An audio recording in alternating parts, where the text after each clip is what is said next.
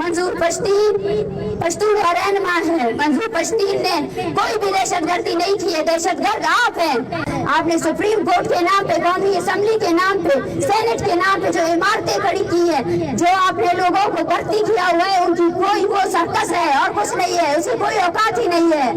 और उसको जो है ना आर्मी के लेवल का जो है ना मेजर और कैप्टन जो है ना उसको वो करते हैं, डील करते हैं। मेजर और कैप्टन साहब जो ऑर्डर देंगे वजीर साहब वही करेंगे, वही बयान देंगे। शर्म आनी चाहिए आप लोगों को।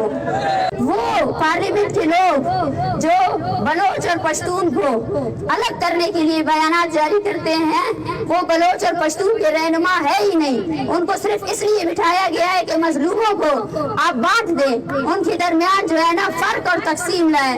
अब वक्त आ चुका है कि पश्तून और बलोच उन तमाम कुव्वतों के खिलाफ अपना एक बयानिया दे कि हम एक साथ मिलकर रियासत के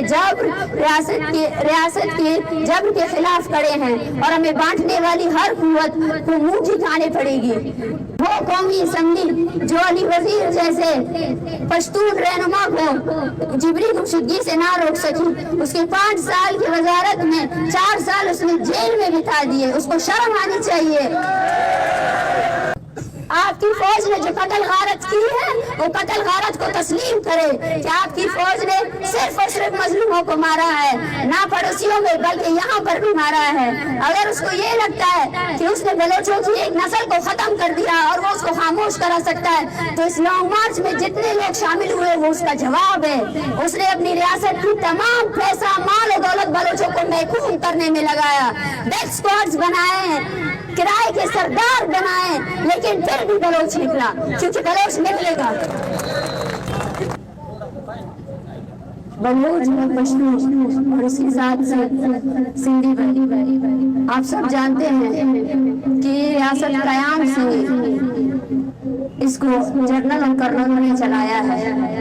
जब 1971 में 1 यूनिट के खिलाफ तहरीक चलाई गई तो तहरीक बलोच और पश्तून की मुतहद पार्टी नैब ने चलाई और बलूचिस्तान में और पूरे पाकिस्तान में 1 यूनिट को खत्म करके सूबाई हुकूमत कायम की। लेकिन हमें ये लगता है कि आज भी पाकिस्तान में वही 1 यूनिट का ही हुकूमत चल रही है। आज भी पाकिस्तान में सिर्फ और सिर्फ पंजाब के मफादात के लिए ही हुकूमती फैसले किए जाते हैं। पाकिस्तान के तमाम अदारे, सेनेट, कौमी असेंबली आज भी बलोच, पश्तून और सिंधियों को उनकी बुनियादी हकूक दे नहीं सकते हैं। जैसा कि आप सब लोगों को पता है, ये लॉन्ग मार्च और ये 23 नवंबर शहीद बालाज के फेक इनकाउंटर से शुरू हुआ। शहीद बालाज का खानदान वो खानदान है जिसने अपनी लाश को सड़क पे रखकर एहतजाज किया। बलोच और पश्तून की सियासी तहरीक की बेदारी देखे कि बलोच और पश्तून अब अपनी लाशों को भी दफनाने से कासिर है, वो अपने लाशों के साथ एहतजाज करते हैं।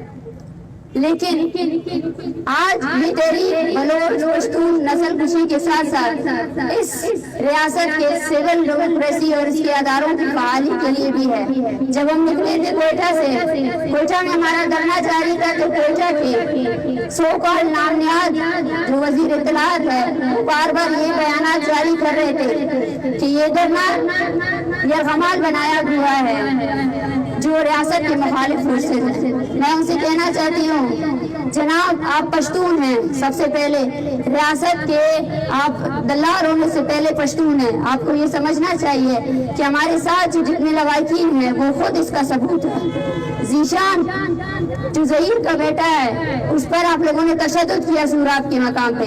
हमारे साथ खलील अहमद की पूरी फैमिली है, 3 बच्चों के साथ उसकी माँ जो है ना ट्रेवल कर रही है।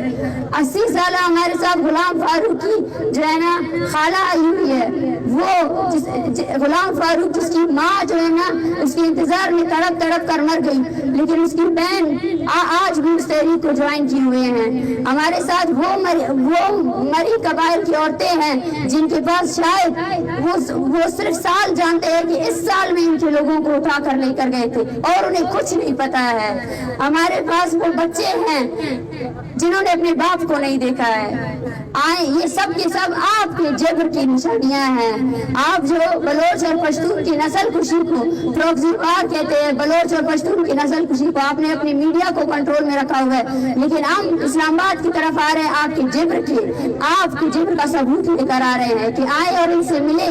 ये आपके फौज की 70 साल की वो करतूतें हैं जिसको आप छुपा रहे हैं। आपकी फौज जो चल रही है सिर्फ और सिर्फ बलोच और पश्तून के वसाइल के ऊपर। आपके फौज के सिपाही वो तनख्वाहदार सिपाही है जिनको कहीं भी कोई भी हुकूमत पैसे देकर खरीद सकता है, लेकिन बलोच और पश्तून वो कौमें हैं जो कभी बिकी नहीं है।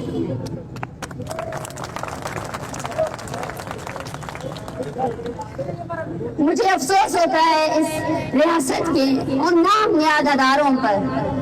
अगर मुझे तो अफसोस इस बात पर भी होती है कि पाकिस्तान अपने आप को जमहूरी रियासत कहलाता है, हालांकि जमहूरियत के नाम पर यहाँ पे कुछ भी नहीं है।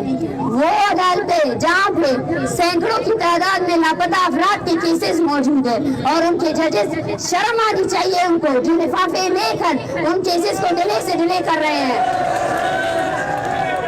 वो काला कोट जो आप पहनते हैं ना, आपको वो उस काले कोट को आप गुजर भी नहीं करते हैं। जब आप हजारों की तादाद में लापता अफराद के केसेस की कोई भी सुनवाई नहीं कर सकते, तो आपके अंदर इतनी शर्म बाकी है कि वो लोग जो इस मार्च का हिस्सा बन रहे हैं, आप उस पर FIR दर्ज कर रहे हैं।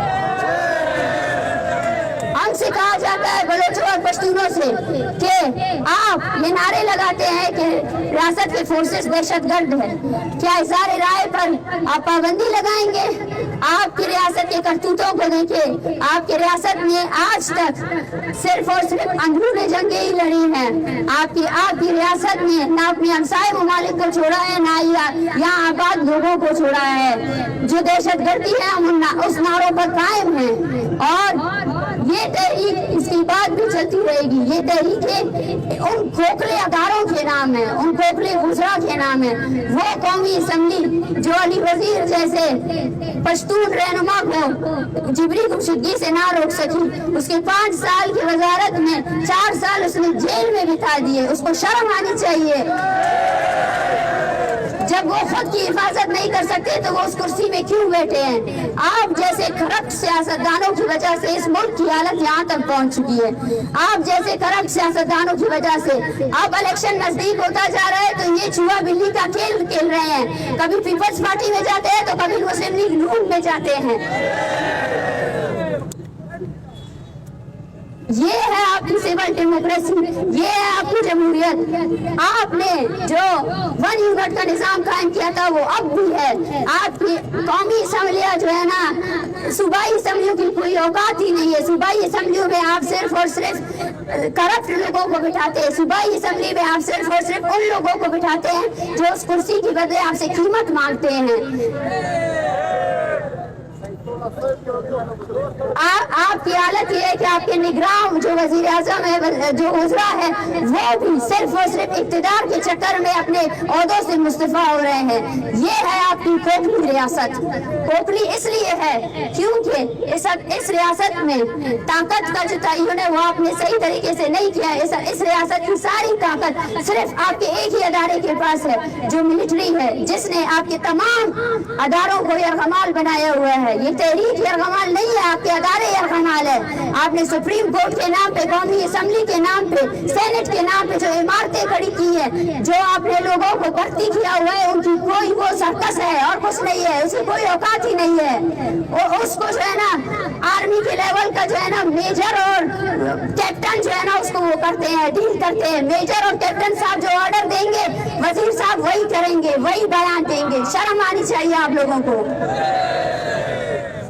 आज हम बलूचिस्तान से होकर पंजाब जा रहे हैं।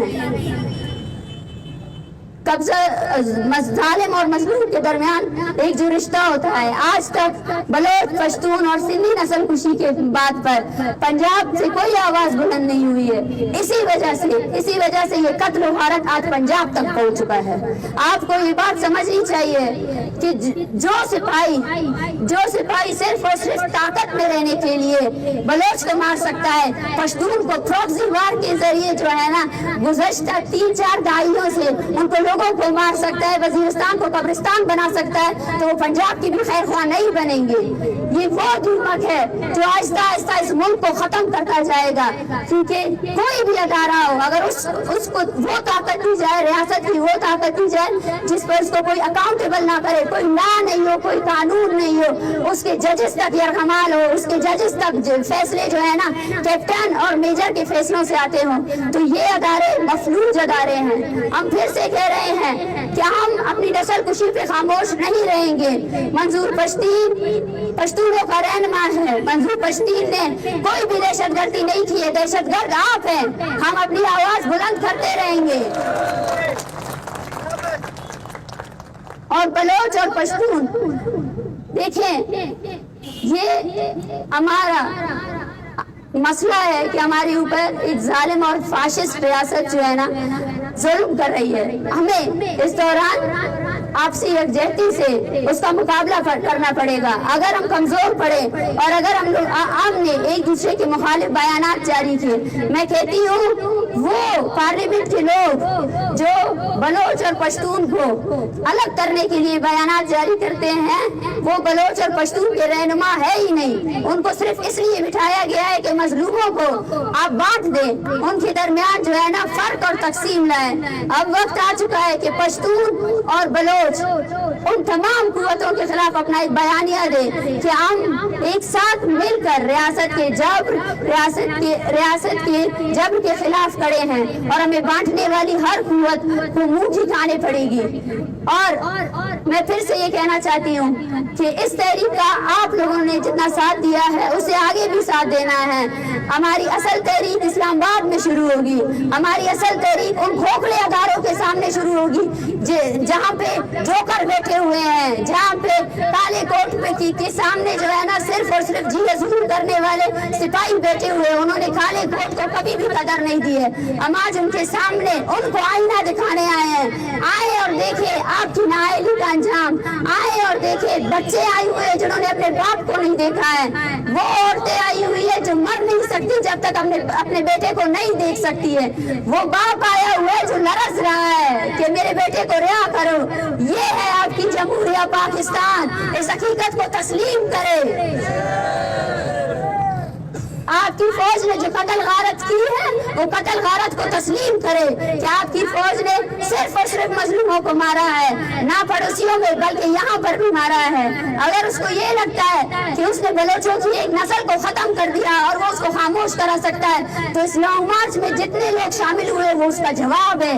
اس نے اپنی ریاست کی تمام پیسہ مال و دولت بلوچوں کو محکوم کرنے میں لگایا، ڈیتھ اسکواڈز بنائے، کرائے کے سردار بنائے، لیکن پھر بھی بلوچ نکلا، کیونکہ بلوچ نکلے گا۔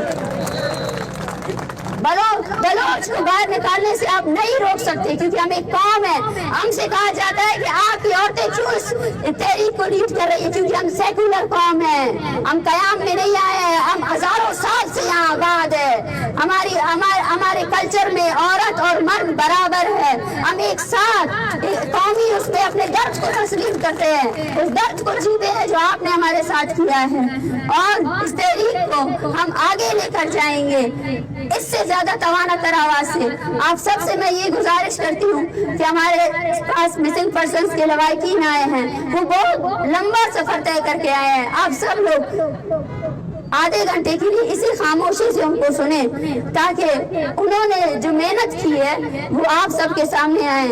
یہ وہ تکلیف ہے، آپ سب کو سمجھنا پڑے گا کہ قومیں ایک ساتھ جیتی ہیں، ان کا بقا ایک ساتھ ہوتا ہے، یہاں فرد کا بقا نہیں ہوتا ہے۔ آپ کو کو اس درد کو تکلیف کو محسوس کرنا پڑے گا. آج بالاج کا باپ ہے, کل آپ اور مجھ میں سے کسی اور کی بھی لاش یہاں رکھی جا سکتی ہے. تو لاشوں کے ساتھ احتجاج کرنے سے بہتر ہے کہ ہم لاش بننے سے انکار کریں اور ابھی سے احتجاج کریں اور اپنی قوت کو, اپنی طاقت کو ایک ساتھ ملا کر اس ریاست کے فاشسٹ نسل کشی کی پالیسیوں کے خلاف متحد ہو. اب میں پشتون تحفظ موومنٹ کے رہنما علی وزیر سے دعوت کرتی ہوں کہ وہ آئیں اور خطاب کریں.